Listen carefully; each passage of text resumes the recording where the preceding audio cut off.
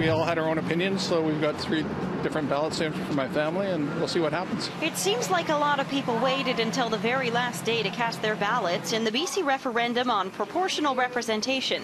At least that was the scene at this referendum service office in Vancouver. It appears as though with a number of people have been coming in yesterday and today that there's been quite a few that have, they wanted to make sure that their ballot counted, so they were dropping them off as opposed to putting them in the post. And it would have been too late if they were trying to mail them yesterday or today. 4:30 p.m. was the cutoff to see completed voting packages count. I thought it worked great. I thought the ballot was very clear. I liked the website had videos explaining all the options.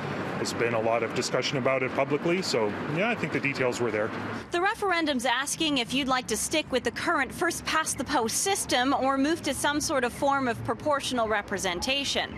There's been a lot of back and forth on the issue, and a little bit of confusion as well.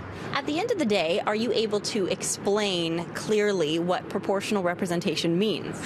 I should be able to. I have a degree in political science, but I often find it hard to distill down into common terms. No, unfortunately. No, absolutely not.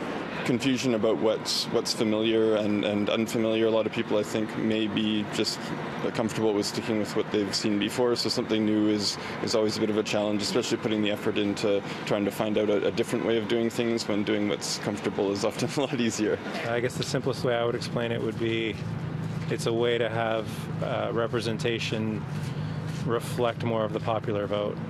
Approximately 41% of registered voters in the province have returned their ballots. Elections BC says that translates to over 1.3 million people. All of the different components of the package need to be separated, and there's the actual physical process to do that. And as I mentioned, there's approximately 1.3 million of those for us to process before we actually get to the ballot tabulation stage. A final count could take a few weeks, but Elections BC says it will update its total along the way.